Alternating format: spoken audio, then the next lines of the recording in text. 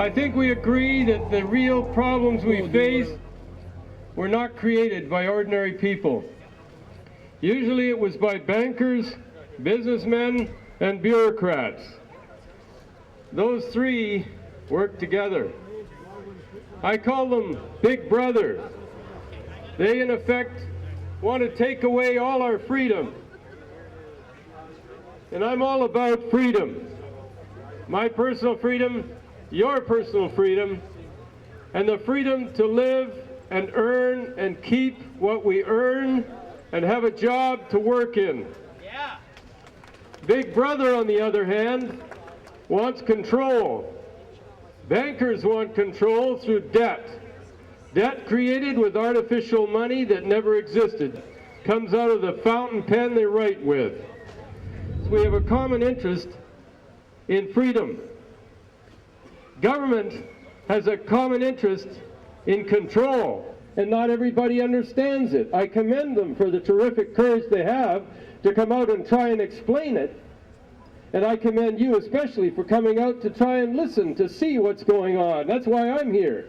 I've already learned a lot, because freedom of speech between people is the only way that we'll ever really learn what's going on, rather than the media telling us from above what they think we ought to know.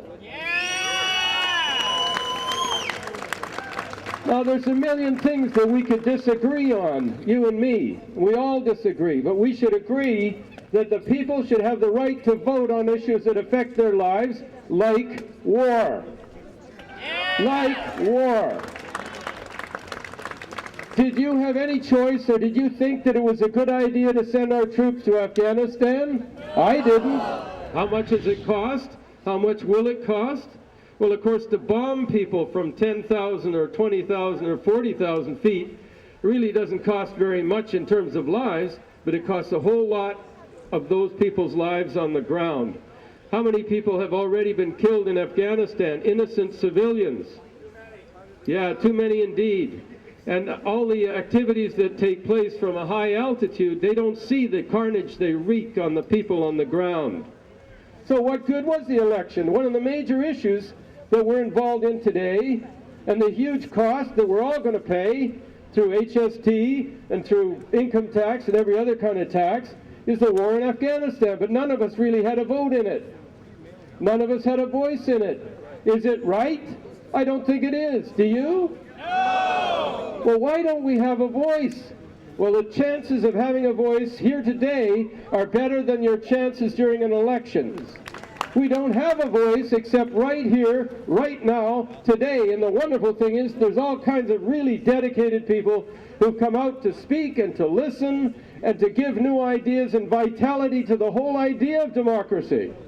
Today, some people will come forward to give constructive solutions, and I think the first and best one is referendum, initiative, and recall, that Parliament, the legislatures, have the means to create, and you and I will have to force them, so that it doesn't take 6 months, 18 months, or 2 years to get a ballot.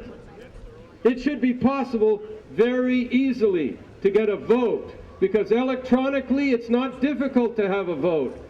They do it with American Idol, they do it with Let's Dance Canada or whatever.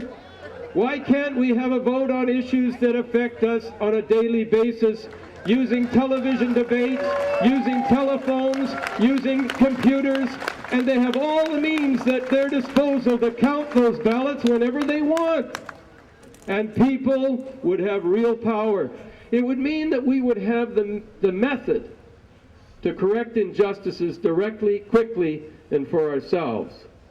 Then we can control the banking system. We can decide how money is created. We can decide whether we go to war. We can decide whether or not we have smart meters. We can decide all these issues. And we don't have to do it in a destructive way. We don't have to do it with violence or anger or hate. We can do it with rational debate, with the love of our fellow human beings, and with a genuine goodwill to all those who take part in the debate. Because I'm standing right here right now and I'm talking to you directly. And I'm not afraid or ashamed of what I have to say.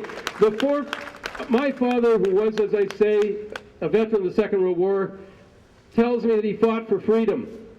Well, freedom's meaningless if you don't have a real choice and if you don't make a real difference.